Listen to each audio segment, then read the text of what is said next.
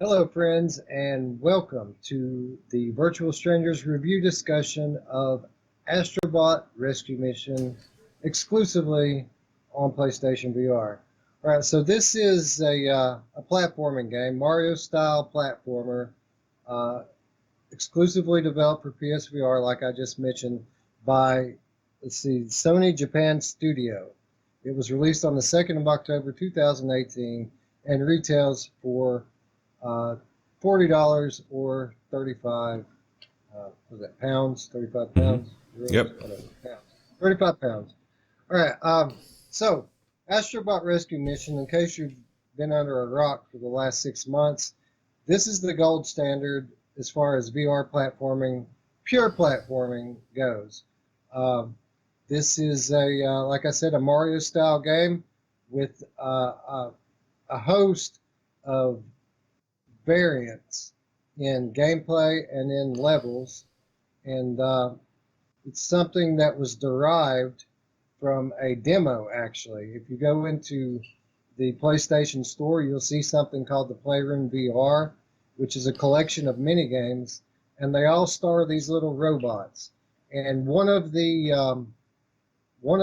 mini games is a Mario style platforming level, and everyone loved it so much that they raved about it. Everyone wanted a full game of it, and that's what this is. It was expanded into a full game, and it came out, like I said, late last year. Roots, what were your first impressions of Astrobot Rescue? It blew me away.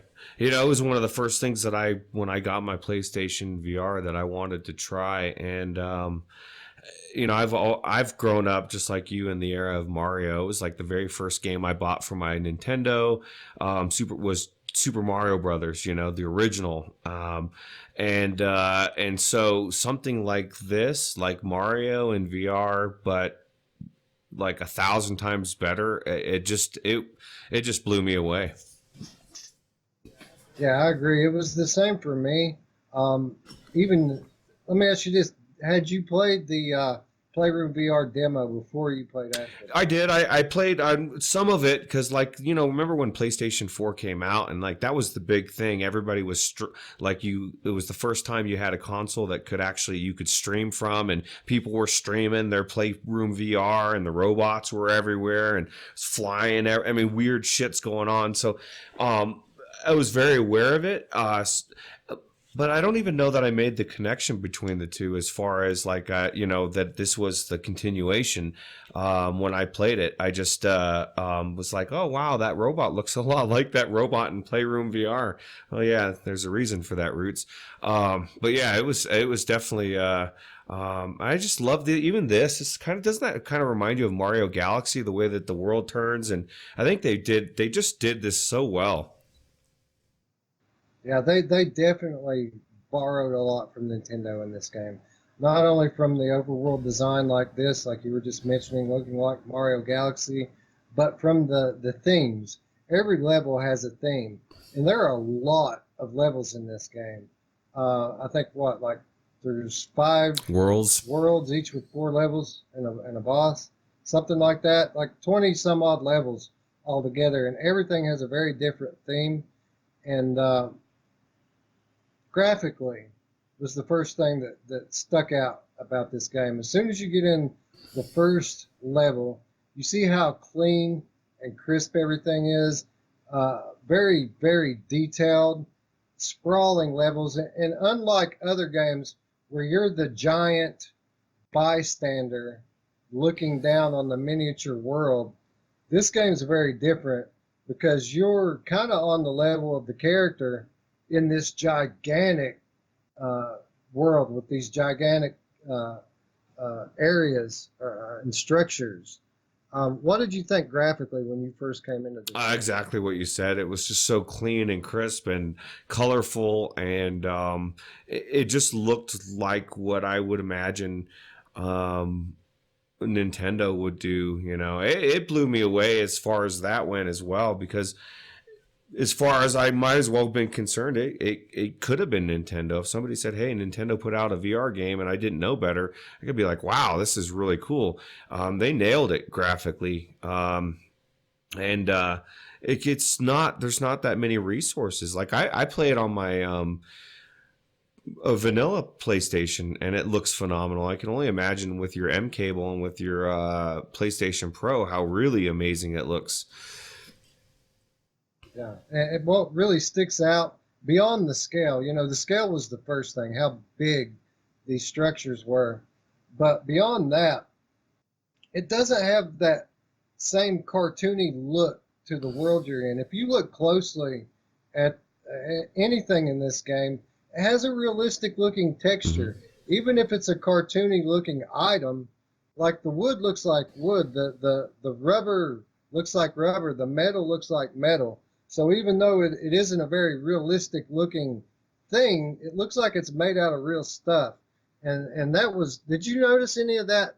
How everything is kind of like to the top. It doesn't look real, but everything has this texture to it. Yeah, it's like you said, a realistic texture. So even though it's not a realistic thing you're looking at it, your mind still sees it as somewhat realistic, which is kind of cool.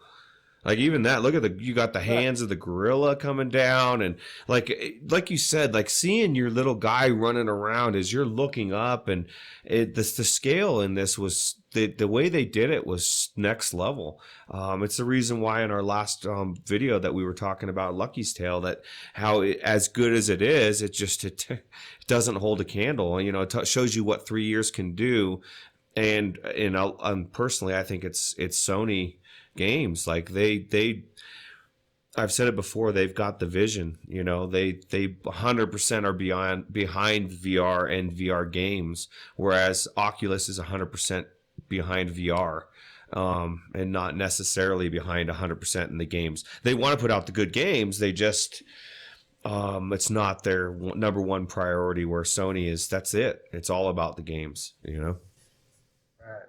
Facebook's trying to build a social medium, and they're using games as kind of the carrot to draw people in, the carrot on a stick, where Sony is just a gaming company right now. Maybe they'll expand their scope later, but right now it's all about the games. And yeah, as far as Lucky's Tale goes, a very good game, but like you said, this kind of takes everything up a notch. Lucky's Tale looks cartoony.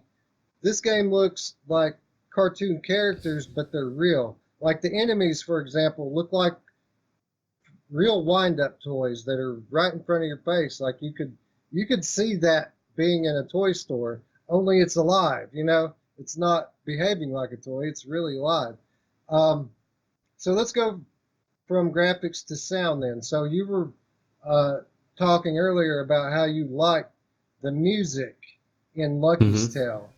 What did you think about the music and the sound effects in Astro? I liked it a lot. I mean, my only gripe about the music here, and I guess it's pretty much every game, is like repetitiveness once you've been in an area long enough. But I really liked the music, and it was upbeat, and it was like you just got into it, you know.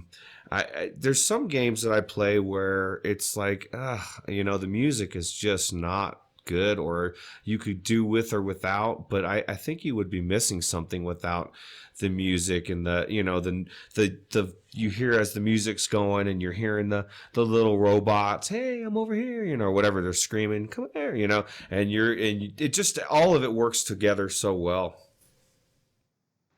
Yeah, I think that the even more than the graphics, I think that the music took on a very Nintendo-ish feel.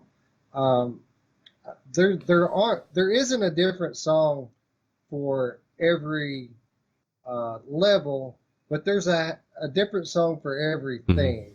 So you'll go into like a water level, and you'll have the underwater music that sets the mood perfectly for an underwater level. And then you'll go into, say, a cave level, and they'll play the cave theme and all the cave levels that sets the mood perfectly for the cave levels. Um, Fire level, you go into a fire level, and it'll start jamming on some metal tracks, that fits the mood perfectly. And I think that the composition, even though it is just a few tracks, I think the composition was done perfectly to set the mood for each individual theme and each individual level And it types. has a And feel to it, right? Each level, like, just has a yeah, feel. yeah, yeah. The music is the first thing that really sets the mood. So as soon as you get in the level, you start hearing that music.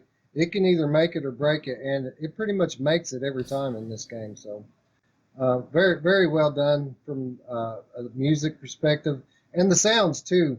The spatial sound is great in this game, and it's crucial to the gameplay. It's not just about adding immersion, but the purpose of this game is to find your little robot buddies, and they're always, almost always, hidden. Well, one of the ways you can find them is by listening. You'll hear them where they're at, and if the directional audio wasn't on point, it wouldn't help at all. But it just so happens that it's great. So if you, as you play through the level, you're always listening, not just looking, but listening for your little friends.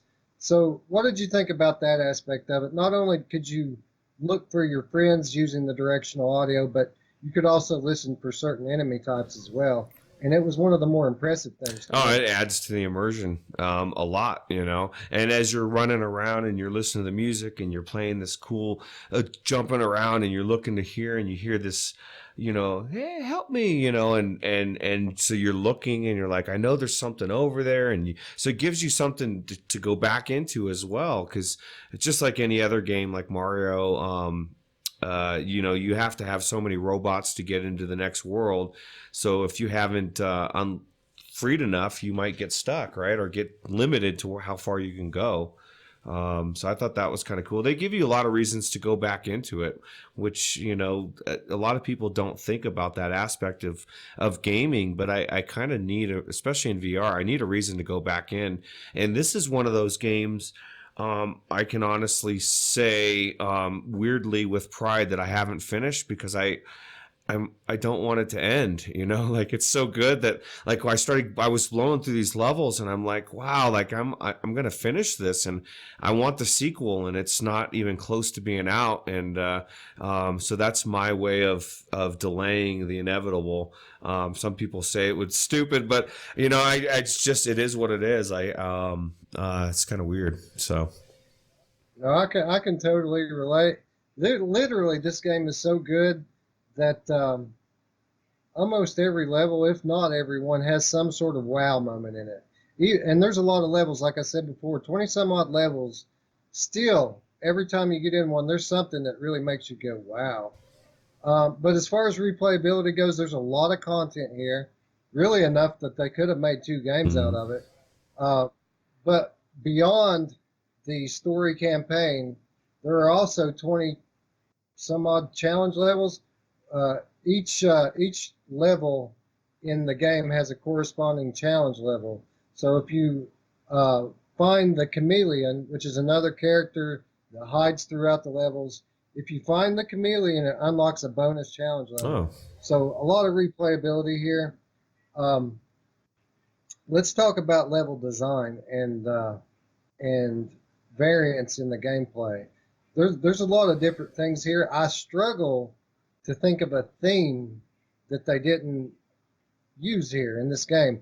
All of the stereotypical Mario level themes have been done in this. Am I missing any, now or have they pretty much run I the think they gamut did here? everything. They even did my favorite, which was always like the minecart levels, you know. And just the water level, you had pretty much had just about every theme. And the way they incorporated you into it, to where you're smashing things with your head. And I can't stress enough, you know, you don't even get this with Lucky's Tale.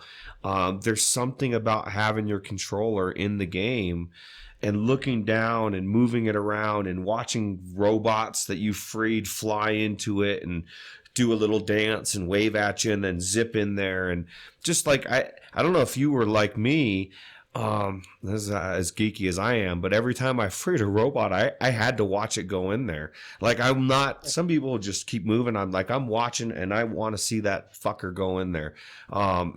That's just part of the game. And I just was such a cool aspect of it that, again, you would struggle to try to, if you could take this game and play it flat. I don't know how you do that. I just don't think it would be good.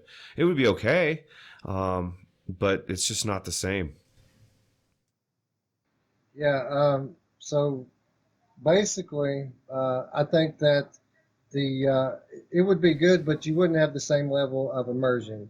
So uh, that's one of the bigger differences here between this and a game like Lucky's Tale is you feel like you're in this world. The scale of it brings you down on the level of the character, and the levels are long and sprawling, diverse, and the only thing about it is they're linear. But besides that, I'm absolutely blown away by this game. So. Um, let's go ahead and end it there. And I'll just ask you overall, this is a $40 game, inexpensive in VR terms. Do you recommend it for $40? Oh yeah. To I feel like it's a steal at $40. I mean, not that I want to spend more, but it's just as good as any Mario game I've ever played. Maybe not as long, but just as good. And I think for $40, and this is something that I guess you have to keep in mind, kind of like Marvel, Powers United, or whatever. There's certain games it doesn't go on sale very often. So if you do see it on sale, I would pick it up. Because it's one of those things that there's no reason to sell it on sale because people are going to want to get it anyway. So,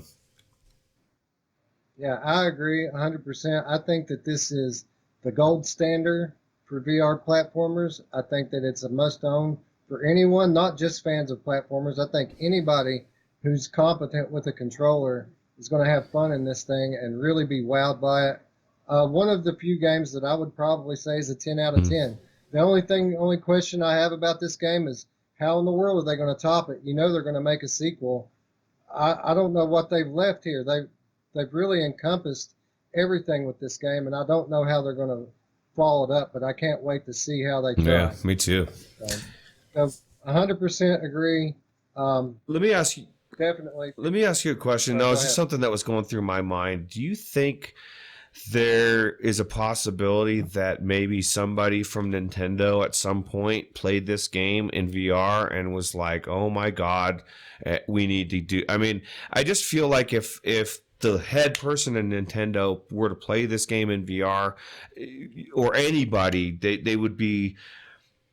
The wheels would spin. It would be like, oh my God, we got to get Mario. Like, think about what we could do and blow this out of the away with what they could do. I just feel like Nintendo is, to me, has always been the platform company, and I'm so psyched to see what they're going to do.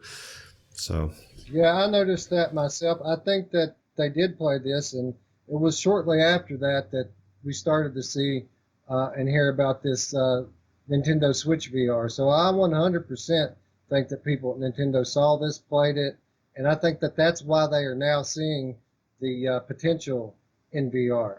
So, yeah, 100% I agree with that. Cool.